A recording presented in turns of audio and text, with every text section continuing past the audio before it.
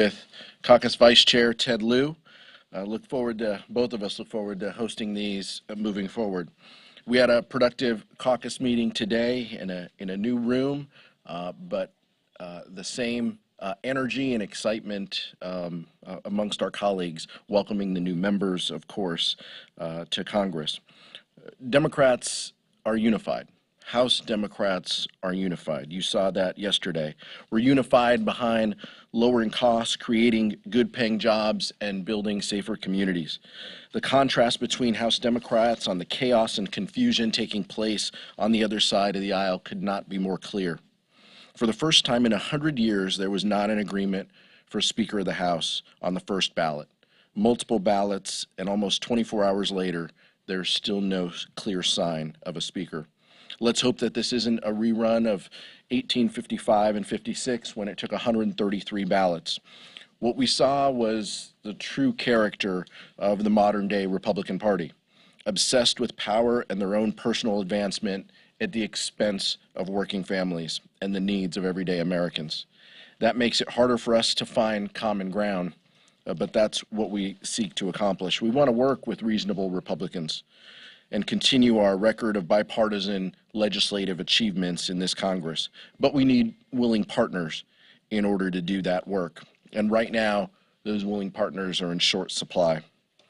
I now have the privilege of introducing, for the first time in this role, Caucus Vice Chair, my colleague and friend from California and classmate from the class of 2014, Representative Ted Lieu.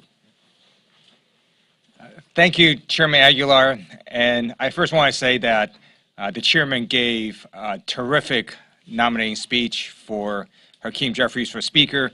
And I know that Chairman Aguilar had to give that speech 3 times, and we only nominated one person because Democrats are unified. And if you saw what Democrats did when we were in control of the House, we passed the American Rescue Plan to get our economy back on track. We passed the infrastructure law to rebuild America. And we passed the Inflation Reduction Act to reduce our deficit and tackle climate change. And in contrast, when Republicans are in control, you get chaos, confusion, and crisis. Now, yesterday, many Americans saw this confusion and crisis. And look, for one day, I think it was unfortunate. We can deal with that. But now it gets serious, because we effectively don't have a House of Representatives. This can't keep on going. You can't have one branch of the federal government simply not function. And so I hope that Republicans are able to nominate and unify behind one person, whoever that may be, because we need Republicans to govern if they can. If they cannot, then they should let Democrats govern. Questions to start? Javier from Telemundo.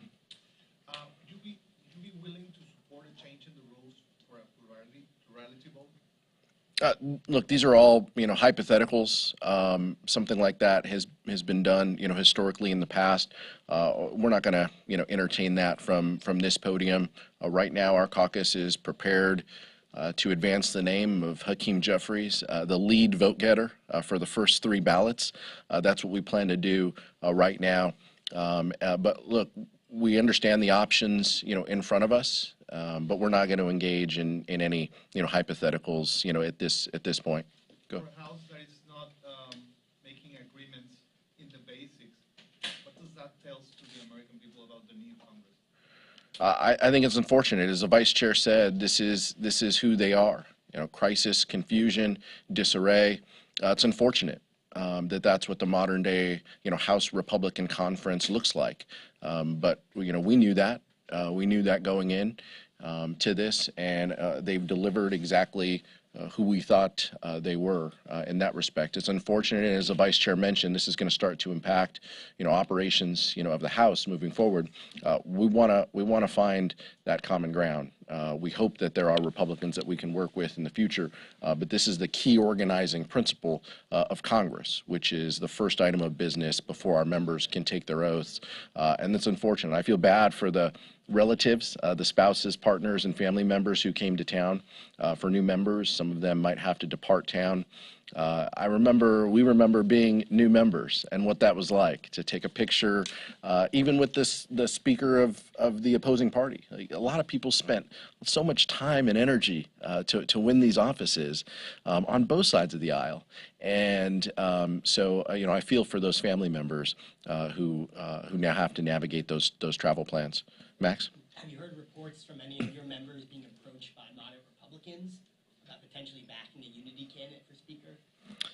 Again, I mean, the hypotheticals. I haven't been approached about any of that. We know that some of those have been reported, and some of those I don't think there's a lot of basis. In fact, we've been very clear that we want to work. We want to work to deliver legislative achievements to the American public. If there was something that was real, we would look at that. But I haven't seen any proof that Republicans are willing to engage. Lisa? Sort of an easy one, but we're at this point where there are no committees, there are no House rules. I believe you all are not members of Congress yet. I believe you are. Tell us about what your status and what is this time like right now, and what does it mean for your ability to get things done as members? We haven't been sworn in. We're representatives elect. I'm told that the rules, the laws still apply to us, but we're representatives elect waiting to take an oath. But there could be a point at which it does mean something to the constituents that we serve, whether we can engage in casework on their behalf and help individuals navigate the federal bureaucracy, back at home. We want to do everything we can to help. Are there typical things that you guys can be doing that are limited right now? Right now, our focus and we're working with our staffs to make sure that we're following the letter and the spirit of everything that we're allowed to do. But we don't have status as members until we organize, and that's unfortunately as a result of this Republican chaos. And so, there will come points where other things are impacted. Committees can't hire their staff members as well because there are no committee chairs and ranking members. This is a crisis of the Congress, and it's a crisis at the hands of the Republican dysfunction.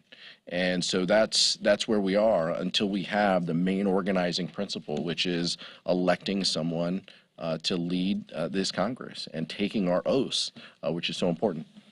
Vice Chair? Thank you. I just want to follow up on what Chairman Aguilar said. Because we haven't been able to negotiate ratios with the Republicans, that they've said they can't do that until they have a speaker. We can't even appoint any of our own members to any committee. So that slows everything down for a pretty long time because we can't even constitute committees. So this is having a very real world impact. And again, it's because of Republican chaos and dysfunction that you're seeing. In the front. Looking forward even further, assuming eventually somebody ends up being the speaker, is there a different way that House Democrats in a minority are going to have to approach legislating when it comes to, must-pass bills to fund the government, the debt ceiling, working across the aisle with Senate Republicans who still hold a filibuster over there? Is there any thoughts on how you guys will approach that? Our legislative achievements of the last Congress are very clear, and there is important work to be done to implement that agenda. Our focus is very clear, but the House of Representatives at its core, and as you saw yesterday, is a majority-run institution. There are bills that we need to get done. There are bills that historically have and continue to be bipartisan. I think of like the Farm Bill, and I think of the National Defense Authorization Act. Those are things that likely, could get done if we had willing partners on the other side who wanted to work in a collaborative way. Those are things that historically have gotten done, and we look forward to working with our colleagues. But the key organizing principle in front of us is that we have to have a speaker, and you can't have committees, ranking members, and chairs until you have that key step, and that's where we are. Thank you, Mr. Chair. Given your concerns, have you had any conversations or has there been any outreach from the other side of the aisle? And would any of your members be willing to vote present? No, we haven't had those conversations with our colleagues. Our colleagues, as you saw yesterday, are committed to support Hakeem Jeffries for Speaker. I plan to nominate him again at the top of the noon hour, and we'll have a roll call vote, and we'll see what's changed. But that's on our colleagues on the other side of the aisle to determine if something has changed. But I'm not aware of any outreach. Mariana? Thanks, Mr. Chairman. I know you don't want to engage in hypotheticals, but we're obviously still at a point waiting to see if McCarthy has enough votes. Jordan, obviously getting votes. Scalise is obviously the number 2. If McCarthy can't get there, maybe he throws his hat in the ring. What is your relationship with both of those men, or all of your Democratic leaders now? How do you see yourself maybe working with Scalise or Jordan if we get to that point? I understand it's hypothetical, but you have relationships with them. I can tell you that the Representative Scalise, reached out to members of our leadership team. After our internal caucus organizing, he reached out and congratulated us on the positions. I think he reached out and talked to Leader Jeffries and Whip Clark and I. I've had a cordial relationship with him. Obviously, is an adversary on the baseball field, kind of grounded in that. But it hasn't been a working relationship. It's just been very cordial. We respect the office that all of them hold, but we look forward. This is on them. Whoever they advance, I hope it's someone we can work in a positive way for the American public.